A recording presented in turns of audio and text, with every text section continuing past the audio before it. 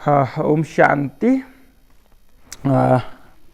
आज हामी मनुष्य आत्माले 84 लाख जन्म होइन, जम्मा 84 जन्म लिन्छ र मनुष्य आत्माकै शरीरमा गएर जन्म लिन्छ भनेर यसको बारेमा प्रकाश पार्न गइरहेका छौँ। यो चित्रमा देखाइएको छ कुनै व्यक्तिले शरीर छोड्नु भएको छ र उहाँको आफन्तजन रोइरहनु भएको छ, चिन्ता गरिरहनु भएको छ, उहाँको मृत्युमा शोक मनाइरहनु भएको छ। त परमात्माले हामीलाई स्पष्ट ज्ञान दिइसक्नु भएको छ कि हाम्रो शरीर मरे पनि आत्मा कहिले पनि मर्दैन र आत्माले एउटा शरीर छोडेर अर्को शरीर लिन्छ। शरीर आत्माको लागि एउटा वस्त्र जस्तै हो र यो वस्त्र बदलिरहन्छ भनेर हामीले ज्ञान प्राप्त गर्यौँ। परमात्माले हामीलाई यो पनि ज्ञान दिनुभएको छ कि मनुष्य आत्मा शरीर छोडेर मनुष्य आत्माकै शरीरमा जान्छ, पशुको योनिमा जन्म हुँदैन। अब यसमा यहाँ देखाइएको छ कि कसैले शरीर छोड्नु भएको छ र उहाँको आत्मा गएर फेरि सानो बच्चाकोमा पुनर्जन्म लिनुभएको छ। उहाँ खरायोमा, बाघमा, घोडामा, गधामा, गाईमा, कुकुरमा, मयूर आदि कसैको पनि पशु प्राणीको शरीरमा जानुभएको छैन। तर आजभन्दा अगाडि हामीले सुन्दै आयौँ कि मनुष्यले शरीर छोडिसके पछाडि बाघ, भालु, विभिन्न किसिमको कीट पतङ्ग, सर्प आदि जनावरहरूमा 84 लाख योनि काटेर बल्ल बल्ल एक योनि मनुष्यको पाउँछ भनेर देखाइएको छ। परमात्माले हामीलाई बताउनु भएको छ कि मनुष्य आत्माले पाप कर्म गरे पनि पुण्य कर्म गरे पनि दुसरा शरीर मनुष्यकै धारण गरेर उसले पाप कर्मलाई कट्टा गर्नुपर्छ र पुण्य कर्म पनि त्यसै अनुसार प्रारब्ध पाउँछ। दुसरा जन्ममा, अघिल्लो जन्ममा पुण्य कर्म गरेको छ भने त्यही अनुसार उसले पछिल्लो जन्ममा त्यो पुण्यको प्रारब्ध भाग्य प्राप्त गर्छ। जस्तो कसैले हस्पिटल आदि खोलिदियो अघिल्लो जन्ममा भने पछिल्लो जन्ममा उसलाई निरोगी शरीर मिल्छ भन्ने गरिन्छ। र कसैले स्कुल आदि कलेज आदि खोलिदियो र अरूलाई पढ्ने व्यवस्था मिलाइदियो भनेदेखि ऊ पछिल्लो जन्ममा धेरै ठुलो विद्वान भएर जन्म लिन्छ। र जसले विभिन्न किसिमका पार्टी पौवा आदि बनाइदिएको छ भने ऊ पछिल्लो जन्ममा उसलाई धेरै ठुलो महल मिल्छ। र जसले धेरै धन दान गरेको छ भने ऊ राजै घरानामा गएर जन्म लिन्छ आदि आदि हामीले सुन्दै आइरहेका छौँ। अब यी कुराहरूबाट पनि स्पष्ट हुन्छ कि मनुष्य पछिल्लो जन्ममा पनि मनुष्य नै भएर जन्म लिन्छ। बाँकी किन भनियो त 84 लाख जन्म लिन्छ, मनुष्यले शरीर छोड्यो भने फेरि पछिकेर गएर पशु प्राणीको शरीरमा जन्म लिन्छ किन भनियो त भन्दाखेरि आजभन्दा 2500 वर्ष अगाडि व्यास ऋषिले जब शास्त्र लेखन गर्नुभयो त्यो बेलामा संस्कृत भाषामा लेख्नु भएको थियो। संस्कृत भाषामा लेख्दाखेरि मनुष्यले 84 लख लिन्छ भनेर लेख्नु भएको थियो। लख शब्द हिन्दी अथवा नेपालीमा ट्रान्सलेट गर्ने बेलामा लखको अर्थ हुन्छ जन्म, 84 जन्म हुन्छ। लेख्न त सही लेखेको थियो तर विभिन्न भाषामा ट्रान्सलेट गर्ने क्रममा लख शब्द लाखमा परिवर्तन भयो र 84 लाख जन्म लिन्छ भनियो। र पशु प्राणी अब 84 लाख त यो संसारमा जति पनि पशु प्राणी कीट पतङ्ग आदि जोड्दा छ जति पनि योनि हुन्छ ती सबै 84 लाख छ। फेरि अनि मनुष्यले यो कुरा एनालाइसिस गर्यो कि 84 लाख जन्म लिन्छ भने पछाडि केमा जान्छ त भन्दा पक्कै मनुष्य पशुको शरीरमा जान्छ, कीट पतङ्गमा जान्छ, विभिन्न किसिमको चराचुरुङ्गी भएर जन्म लिन्छ, सर्प भएर जन्मिन्छ, बाघ भएर जन्म लिन्छ भनेर भन्ने गरियो। त वास्तवमा परमात्माले भन्नुभएको छ कि जसरी आँप रोपेको ठाउँमा आँप नै फल्छ, आँपको बिउ रोपेको ठाउँमा आँप नै फल्छ, केरा रोपेको ठाउँमा केरा नै फल्छ भने जसै गरी मनुष्य आत्मा नि मनुष्य आत्माकै शरीरमा गएर जन्म लिन्छ। अब हामीले यो पनि सुन्दै आइरहेका छौँ कि यदि मनुष्यले पाप कर्म गर्यो भने पशुको योनिमा गएर कट्टा गर्नुपर्छ भनेर सुन्दै आइरहेका छौँ। अब परमात्माले बताउनु भएको छ कि मनुष्यले पाप कर्म गरेर पशुको योनिमा गएर कट्टा गर्नै पर्दैन। मनुष्यले मनुष्यकै शरीरमा आएर के त भन्दाखेरि आफ्नो पापलाई भोगिरहेको छ। जस्तो मान्नु कि कोही जन्म लिने बित्तिकै कोही आँखा नभएको, कोही होइन मुख बाङ्गो भएको, कसैको कान नसुन्ने, कसैको हात नभएको, विभिन्न किसिमको अङ्गभङ्ग भएर जन्म लिन्छ। यसबाट पनि हामीलाई स्पष्ट हुन्छ कि अब यो जन्ममा त उसले कुनै पनि पाप कर्म गरेको छैन। जन्म लिने बित्तिकै उसले कहाँको पाप भोगिरहेको छ भन्दा अघिल्लो जन्ममा गरेको। हातद्वारा कुकर्म गर्यो भने हात अङ्गभङ्ग भएर जन्म लिन्छ, आँखाद्वारा गर्यो भने आँखा त्यस्तै भएर जन्म लिन्छ। जुन अङ्गद्वारा विकर्म गरेको छ, पाप कर्म गरेको छ त्यही अङ्ग नै अङ्गभङ्ग भएर मनुष्य जन्म लिन्छ र आफ्नो हिसाब किताब भोग्छ। र यदि मनुष्यले पाप कर्म गरेर पशु हुने भइदिएको भएदेखि अब हामी आफै विचार गरौँ 84 लाख योनि पशुको शरीरमा काटेर आउँदाखेरि सबै पाप कट्टा हुनुपर्ने र एक जन्म मात्रै मनुष्यको मिल्ने भए त यो संसारमा जति पनि मनुष्य छ सबै पाप कट्टा गरेर आएका पुण्य आत्माहरूको त जन्म महान धनवान घरमा सम्पन्न घरमा जन्म हुनुपर्ने, त जन्म भइरहेको छैन। यसको मतलब अघिल्लो जन्ममा पशुको योनिमा उसले पाप कट्टा गरेको छैन। मनुष्य आत्मा भएर उस जन्म लियो र उसले पाप कर्म गर्यो र त्यो पाप कर्म उसले पछिल्लो मनुष्यको शरीरमा बसेर भोगिरहेको छ।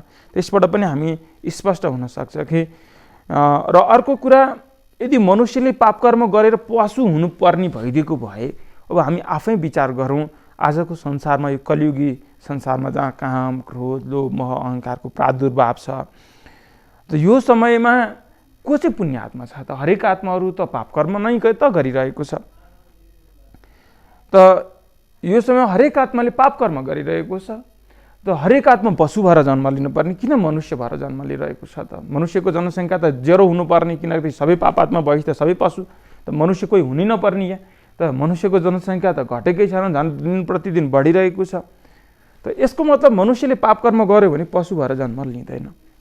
र अर्को कुरा हामी यहाँ देख्छौँ कि मनुष्यले पाप कर्म गर्यो भने पशु भएर सजाय भोग्नुपर्ने हामीले चाहिँ सुन्दै आइरहेका छौँ। अब यो पनि अनलोजिकल छ। किन भन्दा यदि मनुष्य जस्तो मान्यो कि ल मनुष्य चाहिँ पाप कर्म गर्यो अघिल्लो जन्ममा, पछिल्लो जन्ममा कुकुर भएर जन्म लियो, पशुलाई उसलाई सजाय दिनको लागि कुदरतको त्यो नियम अनुसार ड्रामाको त्यो योजना अनुसार ऊ चाहिँ कुकुर भएर जन्म लियो भने होइन, ऊ त मनुष्यभन्दा दुःखी हुनुपर्ने। तर हामी देखिरहेका छौँ कि आज कतिपय कुकुरहरूलाई एकदम चिल्लो कारमा एकदम के त आफ्नो एकदम धनी धनी मानिसहरूले आफ्नो शयन कक्षमा सुताउँछ, आफूले खानेभन्दा महँगो महँगो खाना खिलाउँछ, बडा सुखले पाल्छन् होइन। मान्छेभन्दा पशु सुखी छ। त्यसकारण के त भन्दाखेरि मनुष्य पशु प्राणी त बरु आफ्नो जातको लागि आफ्नै जातले मासु त खाँदैन, आज मान्छेले नि मान्छेको मासु खाइरहेको छ भनेपछि मनुष्य पाप कर्म गरेर पशु हुने होइन। यदि पाप कर्म गर्यो भने पछिल्लो जन्ममा उसको संस्कार चाहिँ पशु जस्तो हुन्छ। पर भगवान्लाई किन पशुपतिनाथ भनेको त भन्दाखेरि ईश्वरलाई पशुपतिनाथ भन्नुको कारण पनि यही हो कि आजका मान्छेहरू होइन, सुरत भनेको चेहरा, सुरत चाहिँ मनुष्यको जस्तो, सिरत भनेको चरित्र बाँदर जस्तो अर्थात् पशु जस्तो छ। यस्ता पशु जस्ता आत्माहरूको पनि कल्याण गर्नुहुन्छ ज्ञान योग सिकाएर परमात्माले। त्यसकारण परमात्मालाई पशुपतिनाथ भनिन्छ।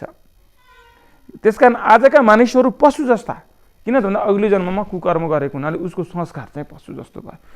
शरीर त मान्छेकै भएर जन्म लिन्छ तर संस्कार पशु जस्तो हुन्छ। र अर्को कुरा हामी यहाँ देख्न सक्छौँ कि यदि मनुष्यले पाप कर्म गरेर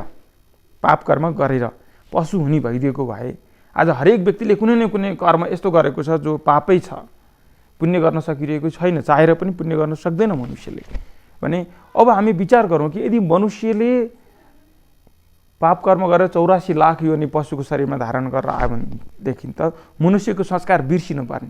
तर हामी यहाँ देख्न सक्छौँ कि एउटा सानो बच्चा जन्म लिने बित्तिकै उसलाई आमाको स्तनपान गर्नको लागि सिकाइरहनु पर्दैन। उसले आफैले चाहिँ के त आमाको स्तनलाई चाहिँ पान गर्न सक्छ र उसको स्वभाव संस्कार कुनै पशु जस्तो देखिँदैन, मान्छेकै जस्तो स्वभाव संस्कार देखिन्छ। किन त भन्दा ऊ अघिल्लो जन्ममा पशु थिएन, मान्छे नै थियो र मान्छेकै जस्तो संस्कार भएर जन्म लियो।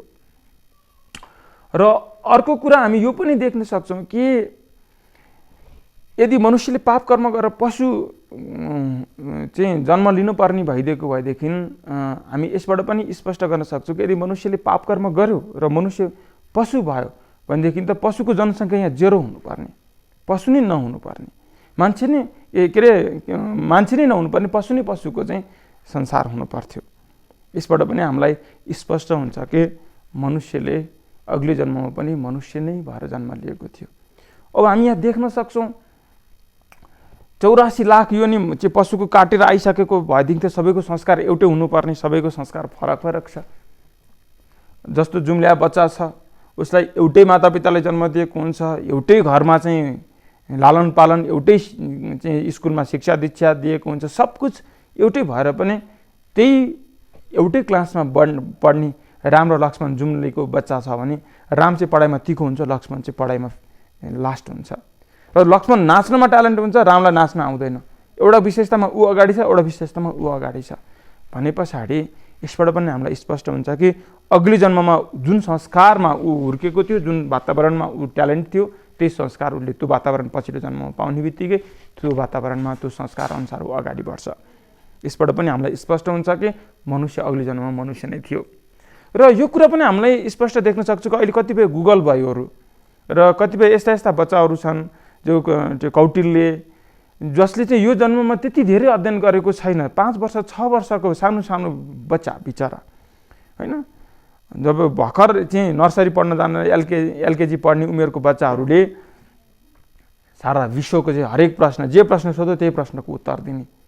र कुनै कुनै त यस्ता बच्चाहरू पनि छन् कि 5 वर्ष 6 वर्षको उमेरमा श्रीमद् भागवत गीता चाहिँ नहेरिकन यो पानामा यो छ, यो पानामा यो छ सरर कण्ठस्थ गरेर भन्न सक्ने। भने पछाडि अब अघिल्लो जन्ममा पशु भइदिएको भए उसले यो जन्ममा श्रीमद् भागवत गीता कसरी भन्न सक्यो? यसको मतलब अघिल्लो जन्मको संस्कार प्रकट भयो। किन भन्दा अघिल्लो जन्ममा पनि मनुष्य नै थियो, पछिल्लो जन्ममा पनि मनुष्य नै भयो। त यसबाट हामीले स्पष्ट जानकारी प्राप्त गर्न सक्छौँ कि अघिल्लो जन्ममा पनि मनुष्य नै थियो र पछिल्लो जन्ममा पनि मनुष्य नै भएर जन्म लिन्छ। र मनुष्यले 84 लाख जन्म होइन, जम्मा 84 जन्म लिन्छ।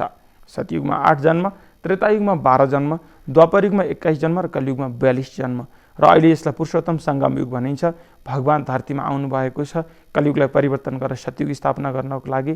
त यो सतयुग र कलियुगको बिचको टाइम, यसमा यो एक जन्म हामीलाई, जसलाई जुन जन्ममा हामीलाई परमात्माले ज्ञान दिएर अलौकिक जन्म दिइरहनु भएको छ, यो एक जन्म हेर्नुहोस् त, सतयुगमा 8 जन्म, त्रेतायुगमा 12 जन्म, द्वापरयुगमा 21 जन्म, कलियुगमा 42 जन्म, यो सबै जोड्दा 83 हुन्छ।